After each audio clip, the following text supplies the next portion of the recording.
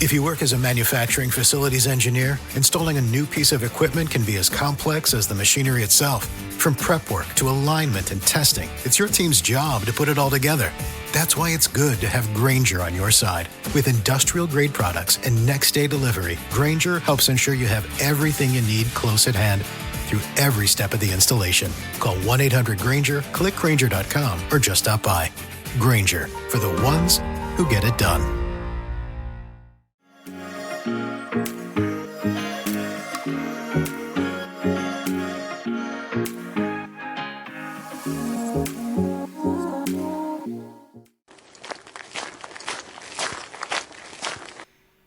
Hey there, here's a quick note before we begin. You can support the podcast by downloading, sharing, or checking with my favorite hiking gear at justhyke.com. Let's hit the trail.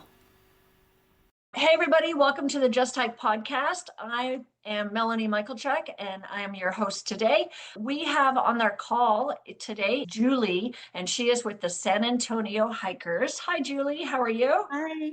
So tell me a little bit about yourself and how you got involved with this hiking and backpacking and camping group. Sure. I've been a solo hiker for about 14 years, and about 3.5 to 4 years ago, I decided to join some groups. Of course, it was like during the pandemic. So I joined all kinds of groups, and this is one of the ones that I joined. The person that started the group actually ended up moving away and said, does anybody want to take over this page? So me and my co-admin, Michael Dale, took it over and went running with it. We love the outdoors. He's more of a backpacker. I'm more of a hiker and camper. Basically, we just started doing group hikes, and I made a really good friend circle of friends. And so then they started hosting hikes, and then it just started becoming this huge group. And now we started like at 200, and now we're at almost 20,000. Wow. So I just love getting people outdoors, one group at a time is my motto. And I just feel like during the pandemic, it was really important to everybody's mental health. So that's kind of why I hike and why I like to be outside and connect with nature. Nice. I'm a big supporter of the benefits of nature and hiking and the mental health part of it. I'm a bit of a science nerd, and so I've been diving into some of the science on that, and just fractal patterns and biophilia and all these crazy science words and studies that are Wow. coming out. So it's pretty cool. So Yes. many people going through so many issues turn to hiking, and then it's just incredible to see them take off, Right. It's addictive, right? It's so addicting. And then you want to conquer peaks and then this peak and then go this distance and so on. Exactly. It's cool. Yes. So what sparked your passion for hiking and what keeps you hitting the trails? Like you mentioned, it was during the pandemic, you were looking for something, but were you kind of a nature geek before that? I have always been a nature geek, actually. Well, I don't really care for bugs so much. As a young child, if they said, parents, don't go over there, it's dangerous. Me and my friend Amanda, we would go over there and we would go behind fences and explore all places we're not supposed to go. And so that's kind of how it started, was the exploration of it. And then as I got older and I became a mother and I had children, it was really important for my children to connect with nature also. Every Monday, I'm in the salon industry also, so Mondays were off. And every Monday we had Lake Monday. So we would go camping and we would go to the lake. And the kids just grew up doing that. I do have to say, while they enjoy camping and going outside, they absolutely do not care for hiking. And so I kind of started geocaching with them at an early age, and it made them more interested in it. And so as they got older and kind of didn't want to hike with me anymore, I just continued hiking. I love it because it's something that I've had to start over several times, and I've done it several times. And so it just makes me feel renewed, refreshed, and vitamin D. I mean, it's great for you. You mentioned geocaching. I think geocaching is great. I've done that with my kids when they were younger also. My kids are in their 20s. I think your kids are in their 20s also. All over 25 of them. Wow. Two biological, but we're a big blended family. So That's awesome. So I have sometime for Mother's Day, I'll make them go on a hike with me, right? Other than that, it's like they're non-existent. They have their own busy lives, but I do love to instill nature onto them as much as I can. And That's the only time I get my kids to, like on my birthday. birthday or mother. Yeah, exactly. Yeah, It's like, okay, we're pretty going much. to the lake. We're going to do whatever. Yeah, that's great. And hopefully when they're ready, they'll instill that onto their children. I hope so because I feel like it's really important. Now, you mentioned you have your group. It's about 20,000 people, the San Antonio Hikers group. Is Are all your events free, or are they a pay, or how does that work? We've gone around circles about maybe making it like a 501(c)(3) or outdoor social club, but we circle back to absolutely not. We love the fact that we can actually provide this for people for free at no charge. And I think it's worth it because we wouldn't be a group without our amazing hosts. They're the ones that, take time out of their days to host hikes, to get people together, and then to boost their hikes and their events so that people come and join. And so it takes a village. And I just don't think that we would want to like ever charge anybody to do that. I feel like it's a gift that we can give and keep giving. I mean, it's great. Uh, That's beautiful. I love that we have so many people in our hiking community who want to share the beauty of nature and share the benefits of nature and just getting out there and exploring our world. And people do it for free, Yeah. right? They do it for Yeah, and free. you feel safe by doing it in a group. You don't have to go alone. So, Absolutely. Especially when you're learning a trail, it's good to go with a group. Like, so I want to go hiking in the San Antonio area. I'll go to your Facebook page, your San yeah. Antonio Hikers group, and I'll just search different areas or favorite trails or whatever and just scroll through the posts. And it's like, oh, well, they went hiking here. And Mhm. so therefore, that's a good place to go hiking. And Then you pull up your all trails, right? oh, absolutely. Yeah, yeah, Yeah. yeah. Pull in all those resources, right? Not just all trails, but people who have been there, people who have recently been to that trailhead or been to Oh that yeah, spot. You know what it looks like before you step into it. So it makes you feel a little more safe and comfortable, I think. definitely. I Yeah, agree. yeah, good. So what are some of your must-do hikes near the San Antonio area? Must do hikes near and around San Antonio or Yes. San Antonio. Well, in general, hill Okay. country, San Antonio, wherever. So there's so many actually. You wouldn't think that there is in San Antonio, but there is a lot. Hey, friend, if you're enjoying this episode of Just Hike, here's how you can help support the show. First, be sure to follow, download, and share this episode. It helps more adventurers like you and me discover the podcast and helps keep this journey going strong. And if you're gearing up for your next hike or just curious about my favorite outdoor gear, be sure to check out my Amazon affiliate page. I've listed all the items I actually use, from hiking shoes to trail snacks. You'll find them at justhike.com. Every purchase through the link helps support the podcast at no extra cost to you. Thanks again for being here with me on the trail. Let's go back to our show. I mean, Enchanted Rock, if you're in the area you're visiting, it's absolutely worth a drive. Then there's Hill Country State Natural. That is my favorite place to go backpacking or train for backpacking. You can gain probably the most elevation that you'll gain anywhere around San Antonio there. So that's great for if you're going on a bigger trip, to practice there. And it's beautiful. Then there is Garner State Park. I mean, who doesn't want to float the river, right? And then you can climb Old Baldy. It's a short but very steep trail. I think it's like 1849 elevation. And it's always a lot of fun. Not too much, but not too little. How So far is Garner from San Antonio? I want to say about an hour and 45 minutes. Okay. Okay. Hmm. And then what about the state natural area? Oh, that is like 56 minutes away. I love driving out there too. It's a gorgeous drive. Oh, nice. Yeah. Very cool. All right. So we got Enchanted Rock. Now, I've Hmm. only been to Enchanted Rock a couple of times, but each time I've had my kids with me, and the goal was always to hike up Enchanted Yeah. Rock, which is great and fun, but I've heard that there's some great trails around the rock. Is that Yes. The entire loop is actually like my favorite. Oh, yeah? Yeah. Okay. And about how Basically, far is like, that? Do you know? 5.4 miles. 5.4 miles To be going around exact. the rock. Mhm. Okay, nice. I'm gonna have to check that one out. And then Yeah. the Hill Country State Natural Area. Now, with the Hill Country State Natural Area, is there like dispersed camping? That's one thing that I like to do. I don't necessarily like to camp at campsites because it gets to be too many people, and then there's kids running around, and then there's people playing their music too Yeah. loud, and I just want to be at peace and solitude and with nature. Are there Okay. any places like that around San Antonio? Well, yes, actually, in San Antonio, we are so lucky to have our own state park. And so it's literally 5 minutes away. I hiked there yesterday, but it's 20 acres and it's called Government Canyon State Park. And it is an absolute great place to camp if you want to get some camping in.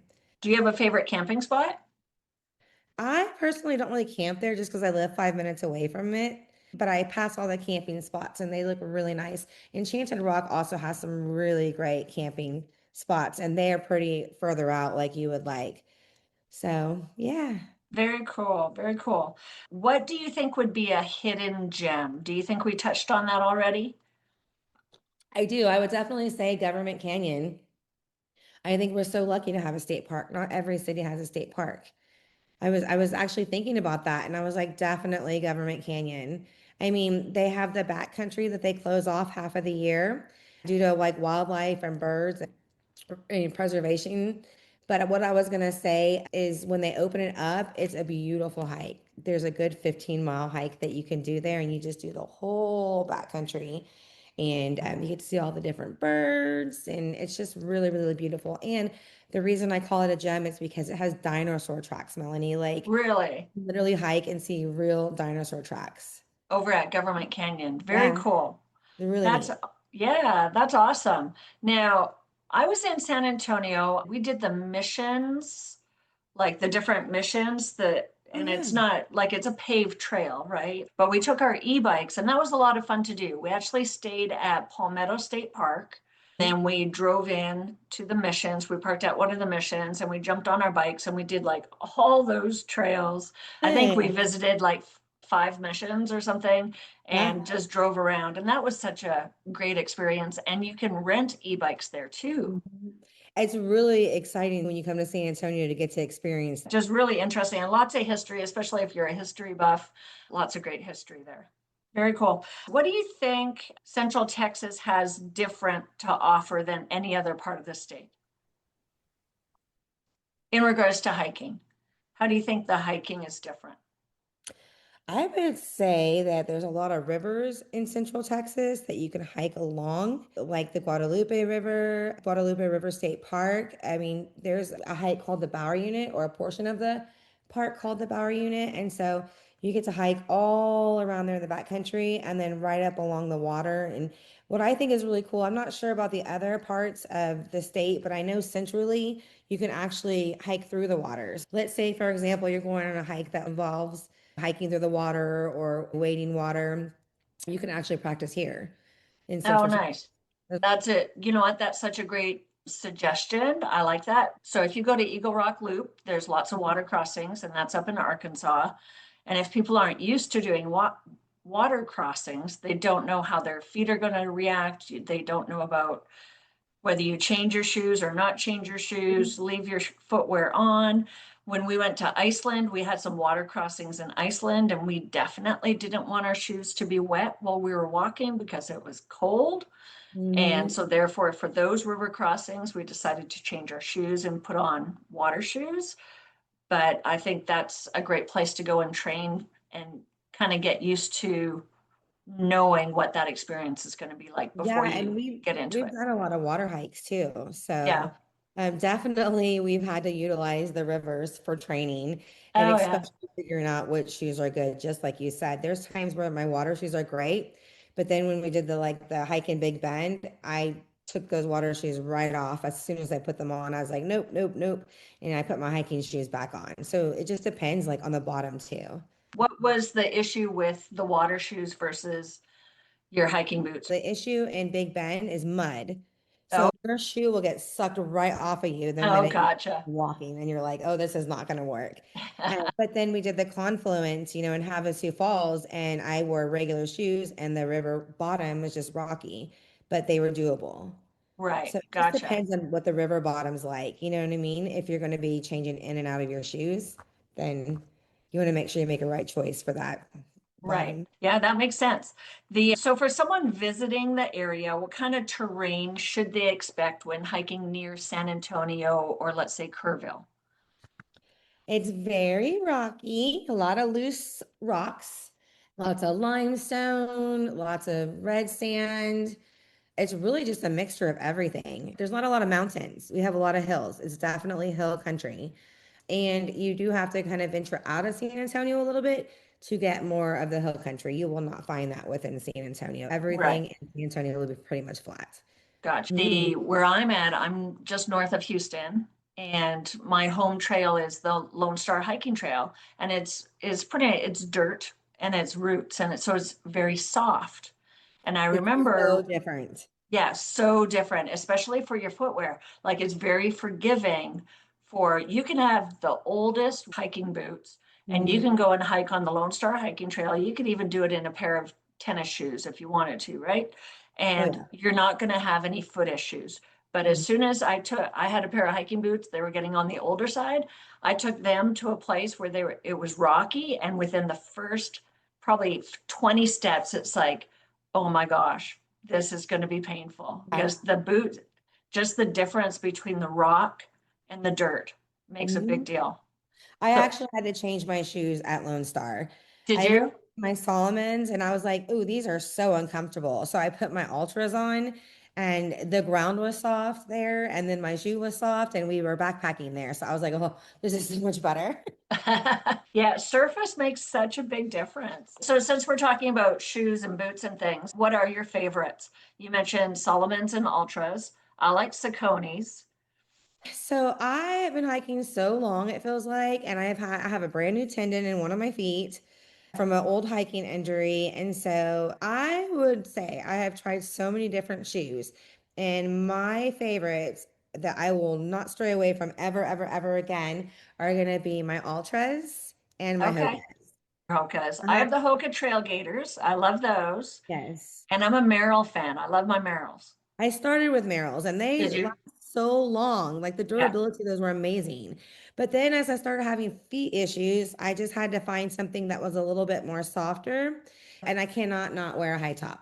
So Oh, really? Okay. I like to jog too. So I will wear like trail runners Yeah. with a high top or a mid. Wow. I tried a couple of high tops, but I found I need the kind of a mid shoe or a mid Mhm. rise versus a high top just because.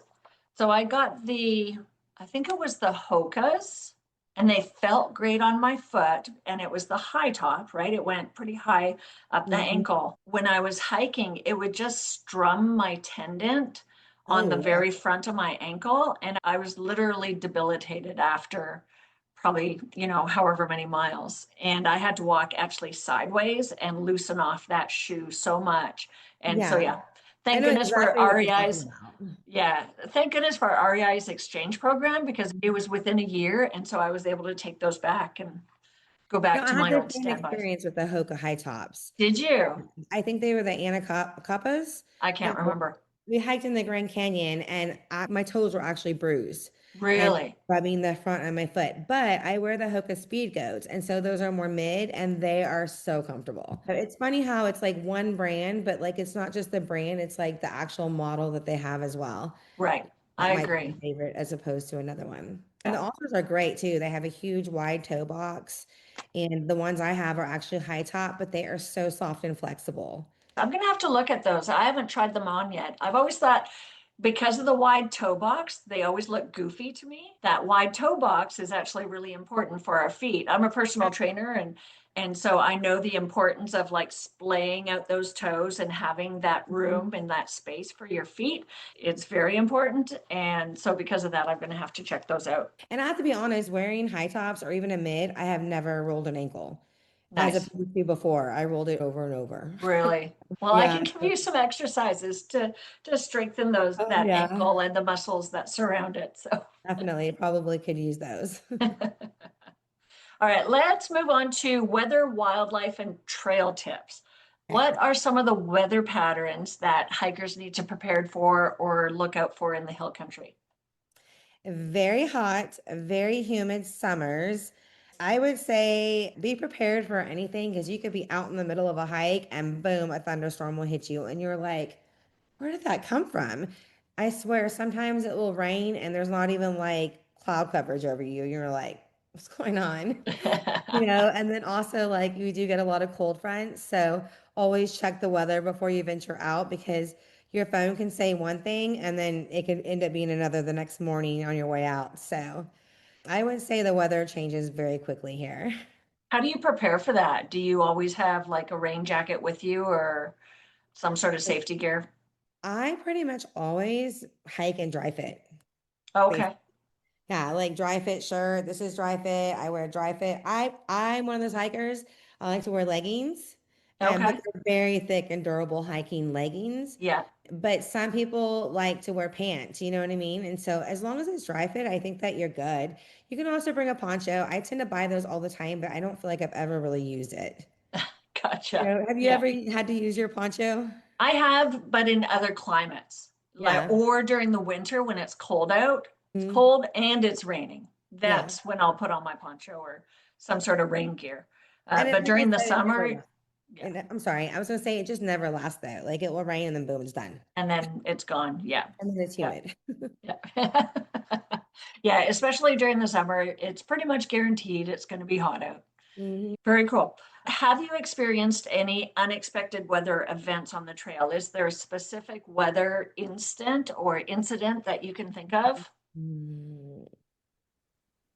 Well, actually, in Santa Elena, the last hike that we just did in April, we did have a little bit of sleet and a little bit of rain, and we thought it was going to be so hot. And Melanie, I literally went out and bought those silly umbrella hats. Have you seen those? Yeah, yeah. It's I've like a thought about cape. getting those. Yeah, and it has like an umbrella. And I told my husband, I was like, we're gonna wear these. And he's like, what are those? I said, we have to wear these because there's no shade at Big Ben. It's going to be 89 degrees. If the weather says it's going to be 89 in Big Ben with no shade, that means 99. Right. So I came all prepared with all kinds of goofy stuff, and it ended up being like super cold. Oh no. Yeah, like we were driving home and there was like snow everywhere, like in Alpine. A couple of the people were freezing, but we did not expect that weather at all. Wow. What time of year did you go? In April, In April, April. it was Wow. busy. Yeah.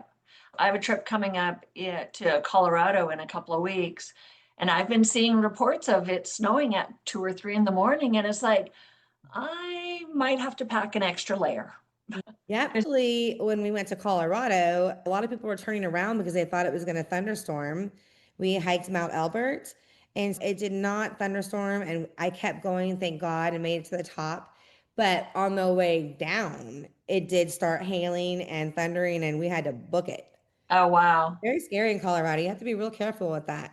I've heard, I've done the wilderness first aid courses, and they talk about hunkering down and sitting on your feet and keeping the heels of your feet together, like having all those points of contact.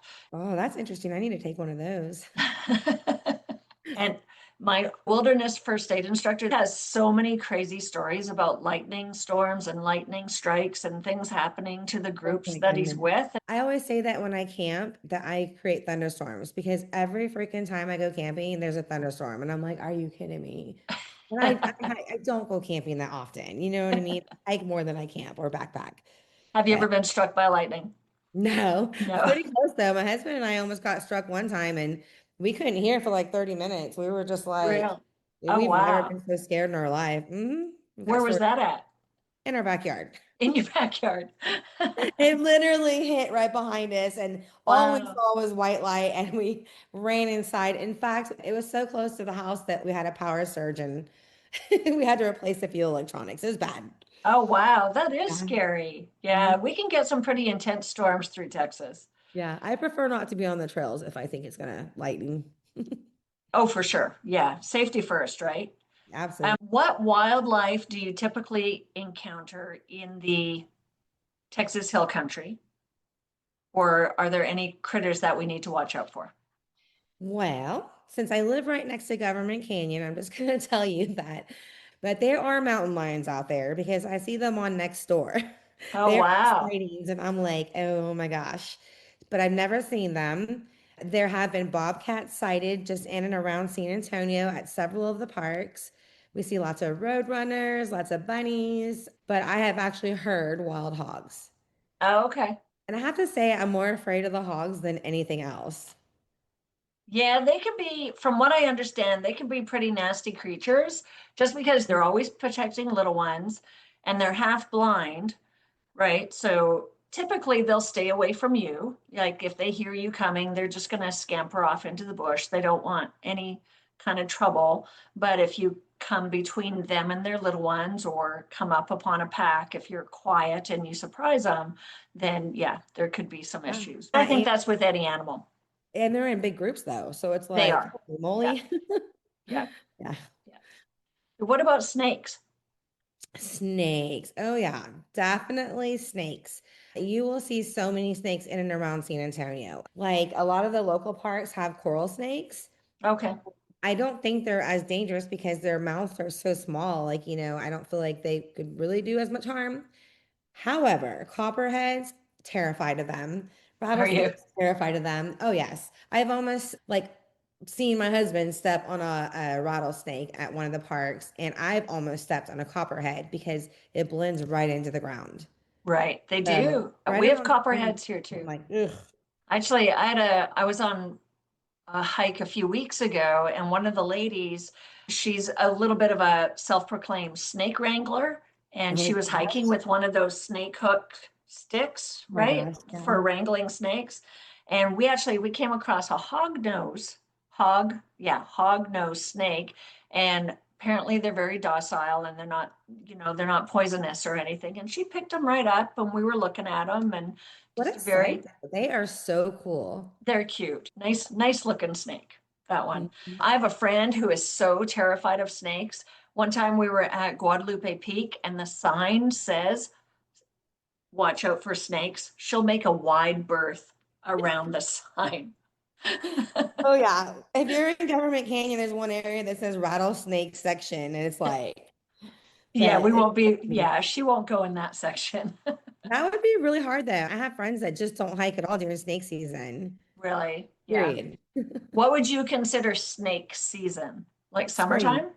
Spring? Spring. Hmm. Okay. Do you see more of them in the spring? Oh yeah. As soon as the weather gets warm, it starts to get really sunny, they start to come out. Do they? Okay. Mhm. Good to know. In my opinion, I think all season is snake season, but Yeah. You always have to be always prepared. exactly.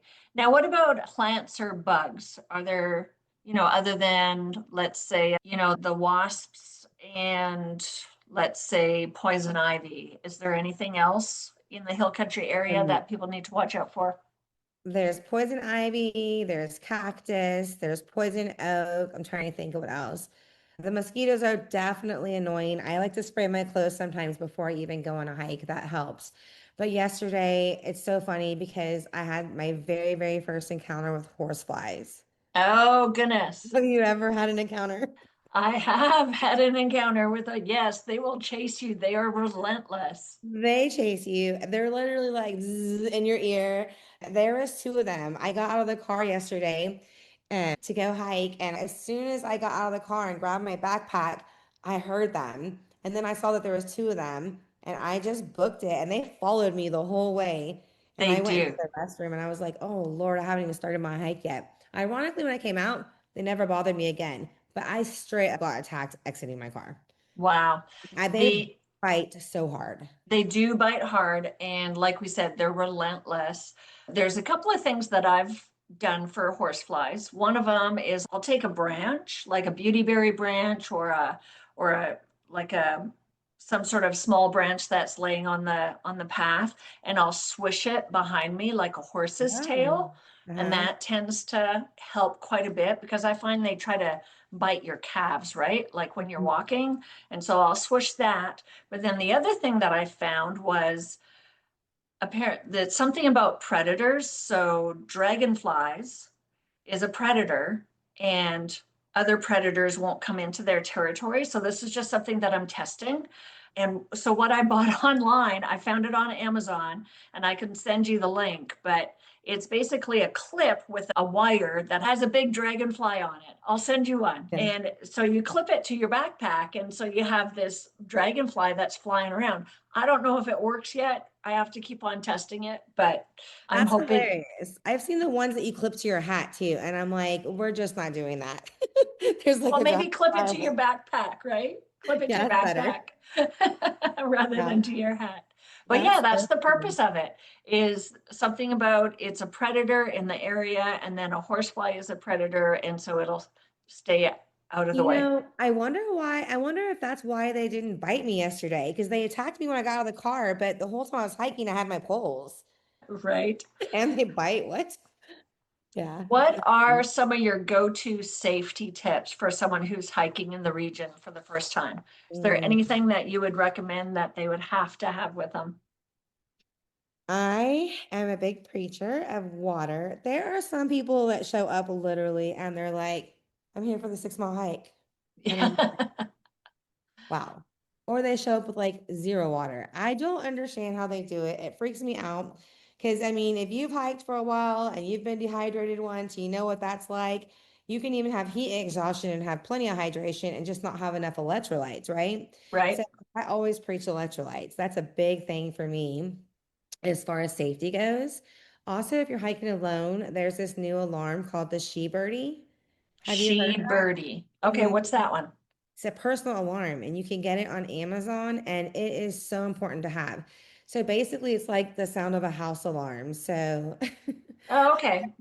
I've never had to use them, but I recommend them to people that hike alone or your gun or your dog or whatever. But that is something to me that I feel like is very resourceful to keep you safe. If you pull that lever, if you're being assaulted or if you're in any kind of danger, you can't turn it off. It's so loud that like, anybody around you is going to gravitate towards that noise and be like, what is that? So Yeah. it's a personal alarm. I think that's really important.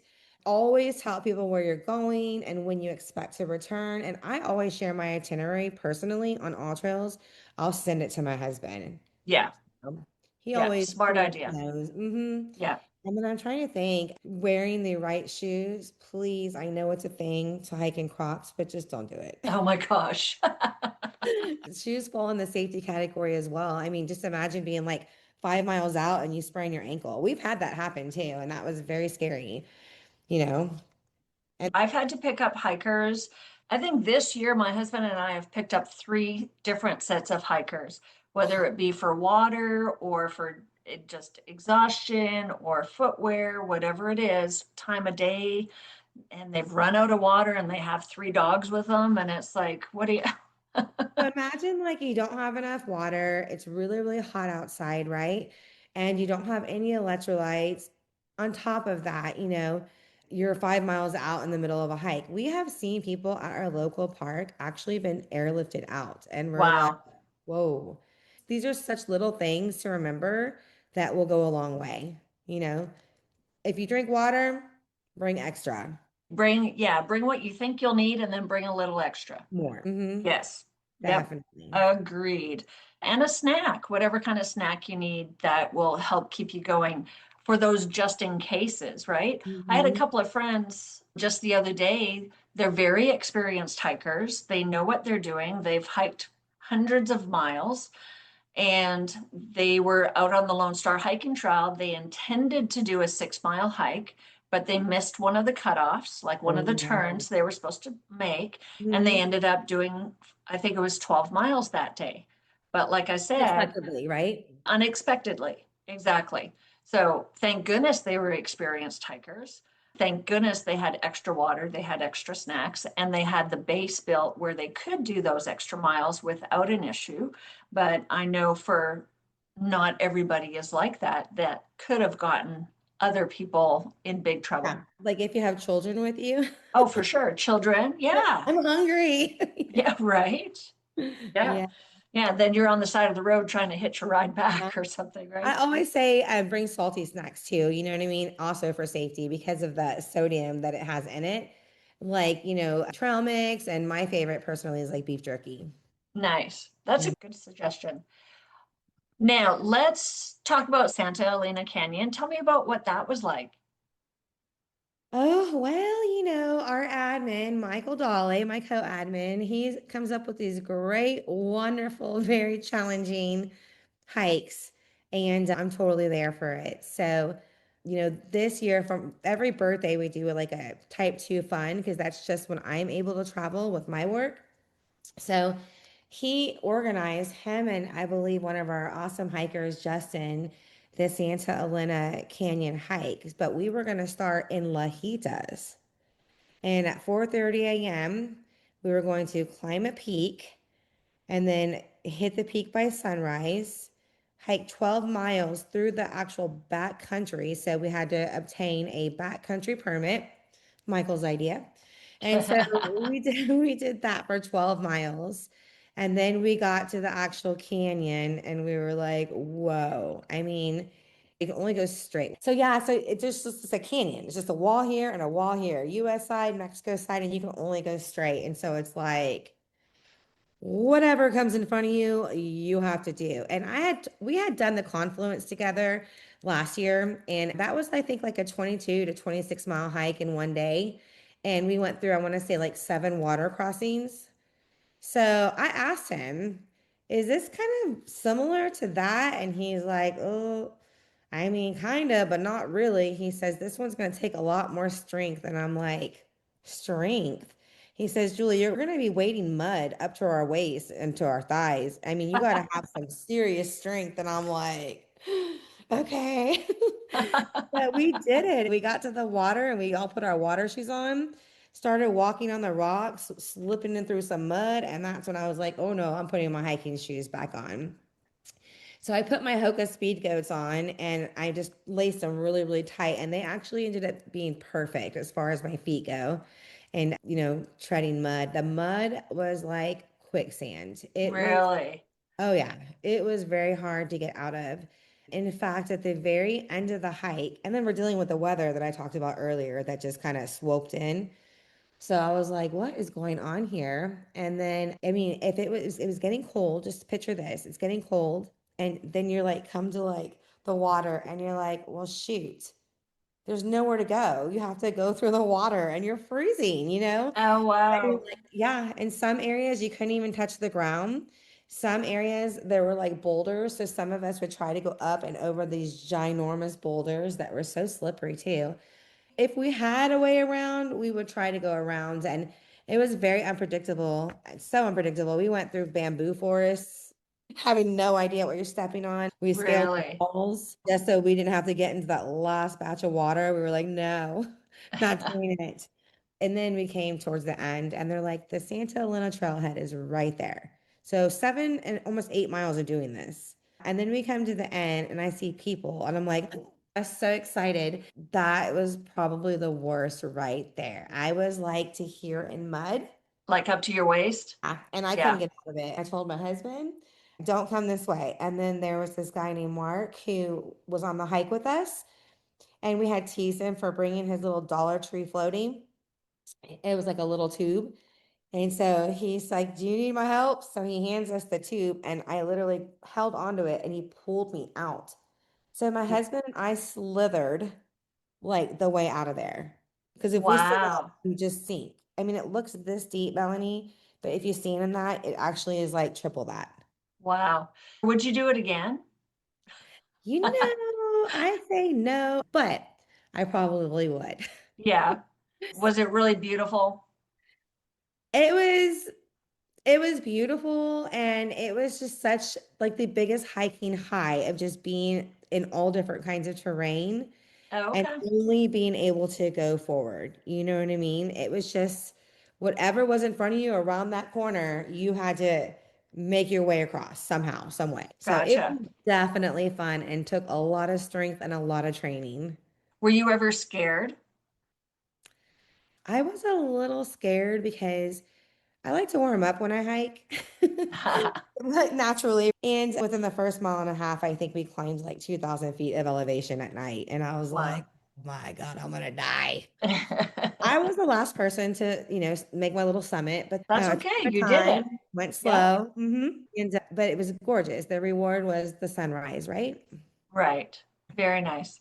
Now, rumor has it there's feral cows that roam the canyon. Did you see any of them and what were they Yes. like? We were like, whoa, there's cows. Where'd those come from? It was really, really interesting. I want to say there were like 4 or 5 of them. One of them seemed a little sketch. He looked at us like, I don't know about y'all. I think he was a steer. Like, I think he had horns. I can't remember, but he was black and white. We just kind of all looked at them, took some pictures, and then realized there's nowhere for them to go. We can just go this way. So we just kind of walked in a single file line across, and then they kind of got out of our way and ran around us. But some of them had tags. So I want to say, sadly, Melanie, I think they're misplaced there. I also I've feel heard like that. Yeah. they are. And I think they're just procreating and keeping their little tribe alive, Right. because I don't know what they eat. And on both sides of that, there's pretty deep waters. And my husband said that they can swim, but I don't know. They seem pretty misplaced.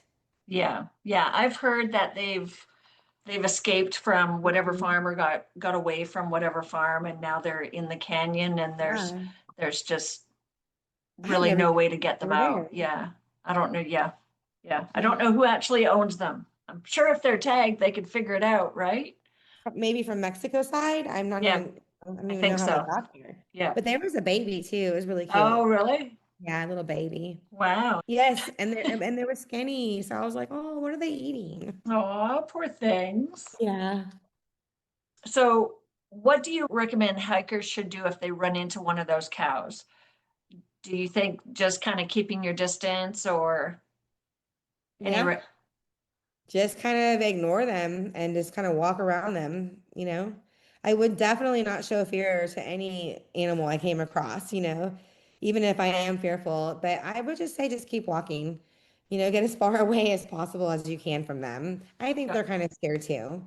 Do you think the presence of the cows kind of changed the vibe of the hike at all? Like, Made was it it, more exciting. yeah, more exciting? It Very was cool. such a beautiful sight to see. Aside from the cows, what should people know before attempting the Santa Elena Canyon? Any special gear or tips that you can think of? Do not wear water shoes. To the water shoes, wear hiking shoes. If I could do it again, which we probably will, I would definitely wear my Lone Star hiking shoes. They're really flexible, and I thought Okay. these would have been perfect because my Hokas were big and chunky, to be honest. I actually ended up throwing them away. I came out of that hike covered from head to toe in mud. So I Really? threw everything away and changed right there in the restroom. But so I would definitely say wear some comfortable hiking shoes. Anything dry fit, wear pants and like a long sleeve shirt unless you want clay on you everywhere. And what else? Pack everything waterproof if you don't have a waterproof bag. Right. Yeah, Everything definitely. inside. I like to use dry bags and Ziploc bags inside of my bag. That's exactly what I did old school style. Yeah. Yeah. Instead of getting like a waterproof bag, I just ziplocked everything. Yep. Yep. I think it works great. Good. Let's go back to your community of the San Antonio Hikers Group. And so what is it like managing a large hiking group and what are some of like the joys and the challenges of it? And I love managing a large hiking group. I have some amazing moderators and admins. We have an amazing team that help me deal with everything. Chris kind of handles the Facebook page because he's living outside of Texas. Michael and Chris, I would say, are like the decision makers. Judy kind of handles all education, all backpacking. She's a moderator. Greg is like the biggest party planner ever. I mean, we have so many people show up to Greg's hikes. It's crazy. I think he's had up to 100 people on a hike. Oh, wow. And that's probably one of our funny stories to tell. He is also really resourceful because he will actually make files for our group and pin them. So, like, let's say you want to start off hiking and you don't know where to begin, and the two suggested parks that we suggest is like Eisenhower Park and Frederick Park. So basically, you can go and you can pick out the color coordinates of what he outlined for you, and those will be like your first hike. And then this could be like your second hike. It takes all of us just to kind of keep the whole group running. And most of all, it would not run without any of the hiking hosts. We have some pretty freaking awesome people. All of us have just become such good friends. A lot of us frequent the same hikes over and over, and it's so addictive, like you said. We have all different kinds of hikes. So, like, let's say you haven't hiked in a while, but you're getting ready to go to the second highest peak in United States, Mount Elbert. We have a hike every Wednesday night by Gabby, and it's literally rucking. Like, get some weight, let's go. And it's a lot of elevation. And then they get to like where we call the power lines. It's like a big hill, and they'll just do repeats. So, I mean, if you want to get in shape for something, you will get into shape with our group, which is great because, like, people are going through divorces, right? Some people quit drinking, they turn to hiking. Some people are just lonely. And so, it's just such a great community of people that are coming together. And the one common denominator is everybody is just trying to better themselves. That So, is love so that. well said. Thank you so much for that. So, what Sure. kind of, you mentioned one of your moderators or hosts has had up to 100 people show up for his hikes. Tell me about one of those. Oh my gosh. So he did a hike. I want to say it was like out in Bernie. And the hike was so big that he literally drove a golf caddy and went to the front and went to the back. And this man remembers everybody's names, just so you know. I don't know how he did it because I'm horrible with names. But he literally just made sure not one person was left behind. And if it took a golf caddy, that's what he did. That is really great.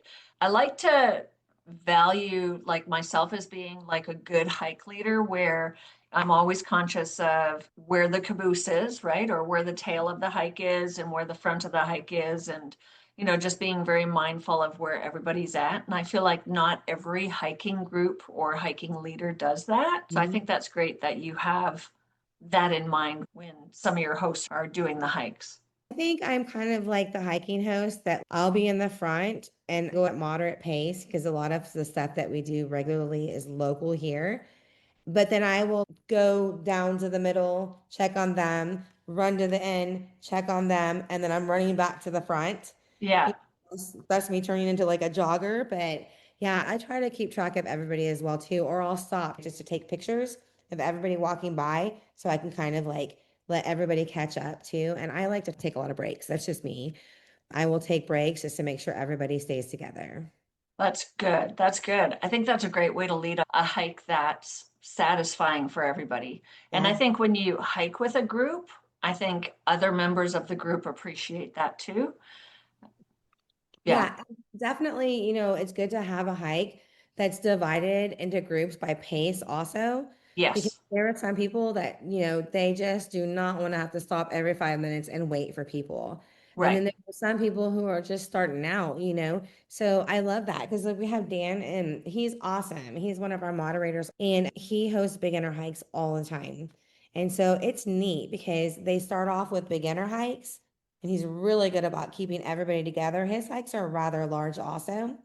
And we call them TNT hikes, Tuesday and Thursday. And we're like TNT. But yeah, it's so funny.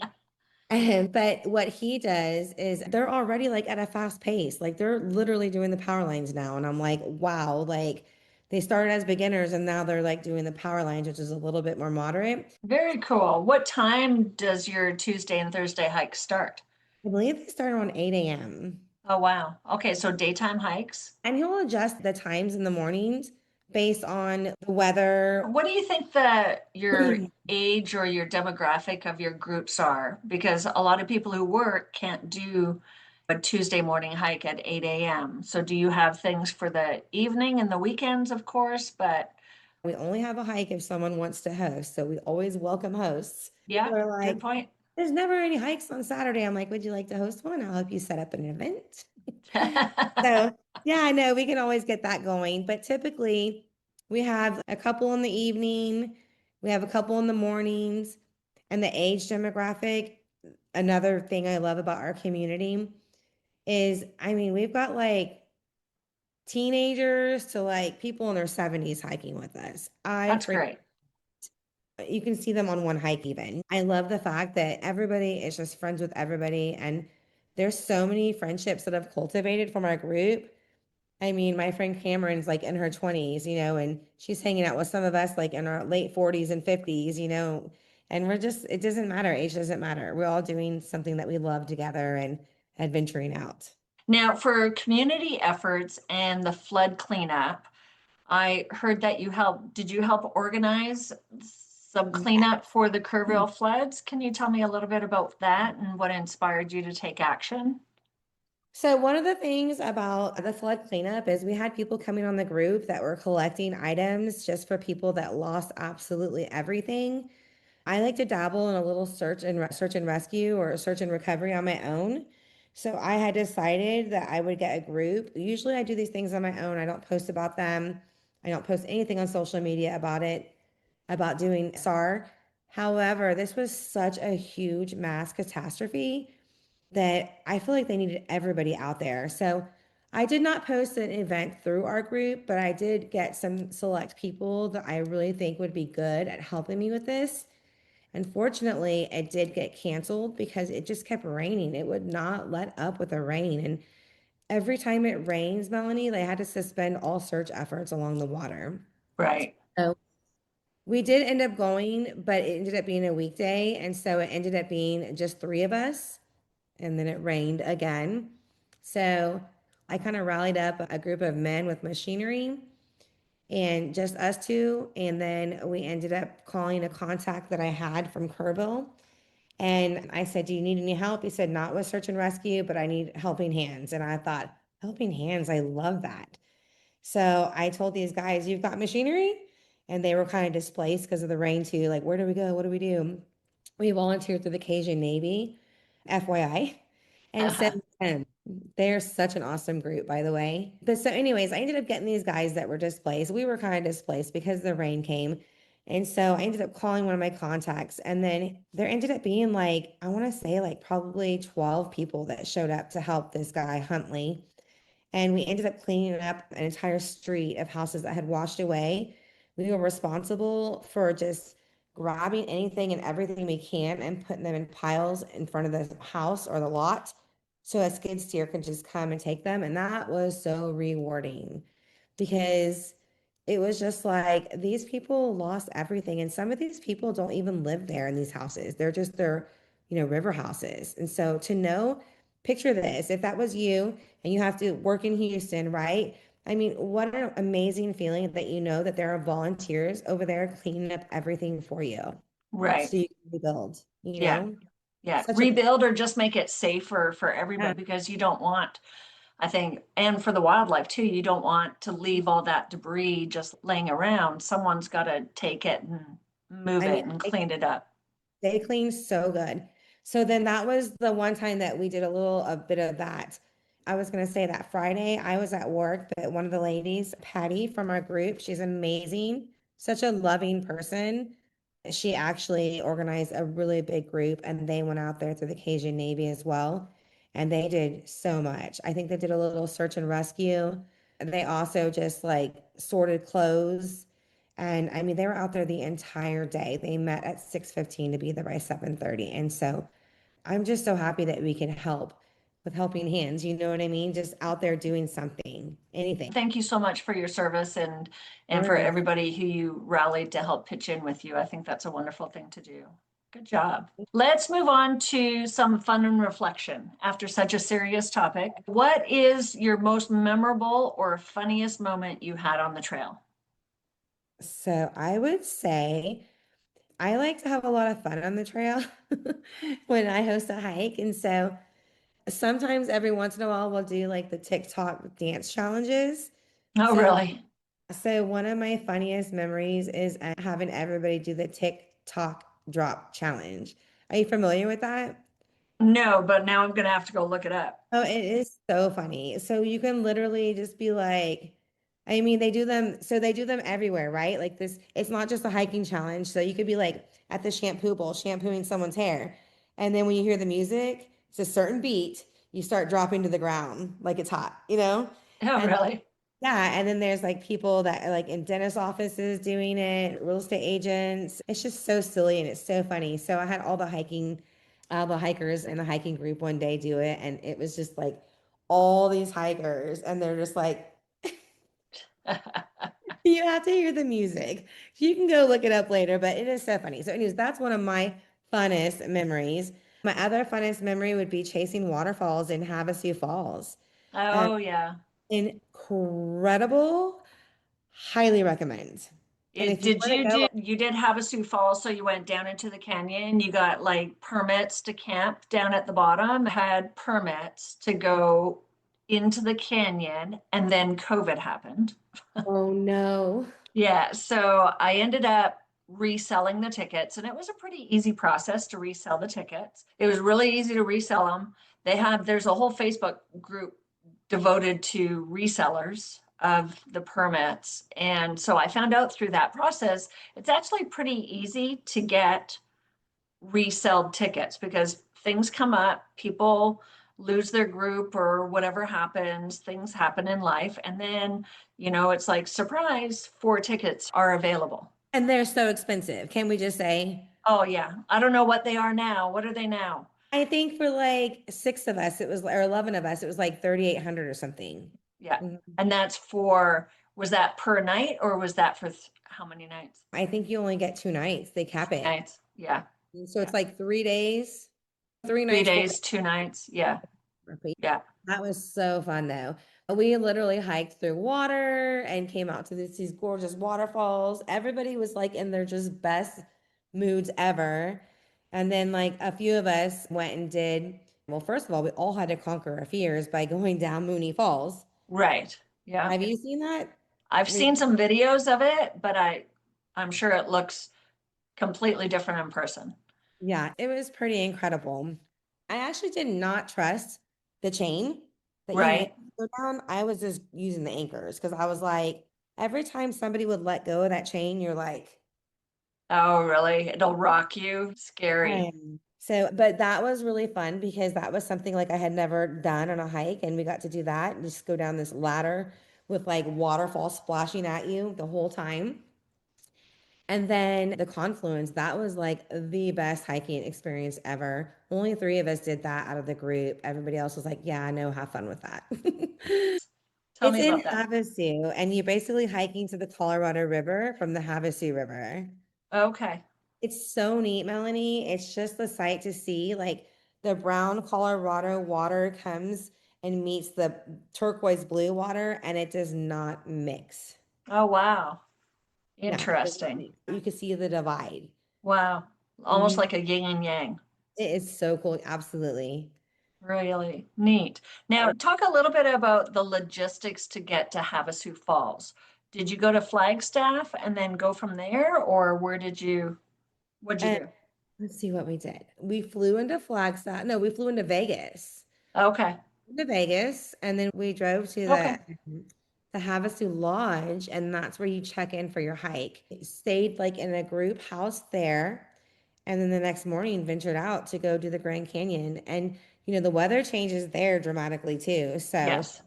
we were bundled up in the morning, with our ginormous backpacks. I would love to do that again. It was just such a beautiful hike, or even venture out to different parts of like the Grand Canyon for sure. Nice. But Nice. yeah. I had the privilege of going to the Grand Canyon this April. We were there early April or May, might have been May 1st when they first opened. It had snowed the night before, and I think it was 24 degrees early in the morning, but it was a great hike. My It was, friend and I, anytime I get my feet on the dirt, it's always a great hike. So yeah. every hike I do is great. I know we're kind of a crazy breed, even if it's 24 degrees. But yeah, no, I was gonna say when you go to Havasu though, just be prepared. You have to hike 12 miles, to the village first. Right. And then from the village, you go down to your campground. Gotcha. Yeah. It's Good. Thank you. And then they're also susceptible to, flash floods, right? So you have to watch out for rain and stuff. And sometimes they can have some disasters happen over there too. So, that you happened know, right after our trip too. And it did was it?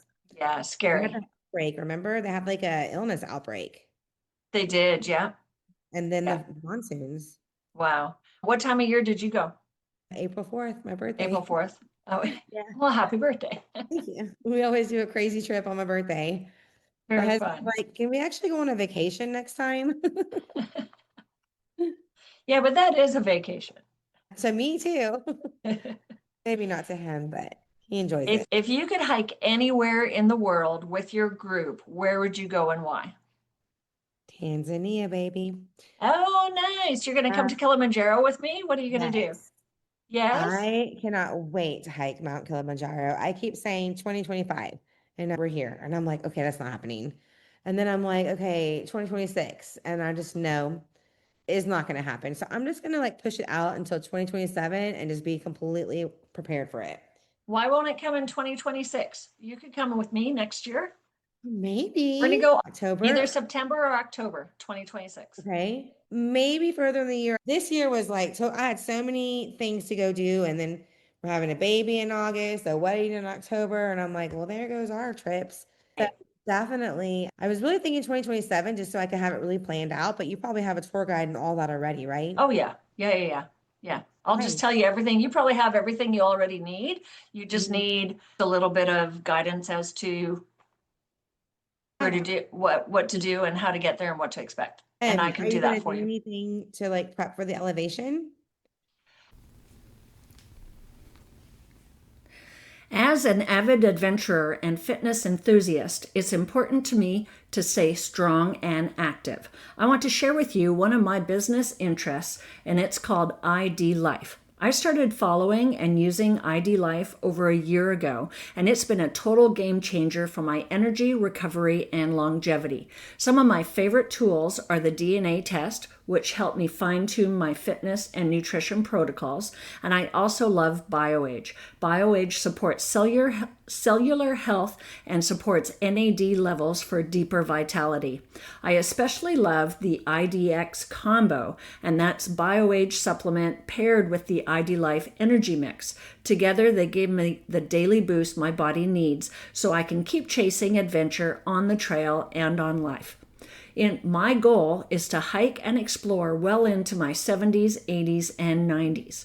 To take the free health assessment, just visit idlife.mmichaelchuck.com to get customized recommendations based on your body, your goals, and your lifestyle.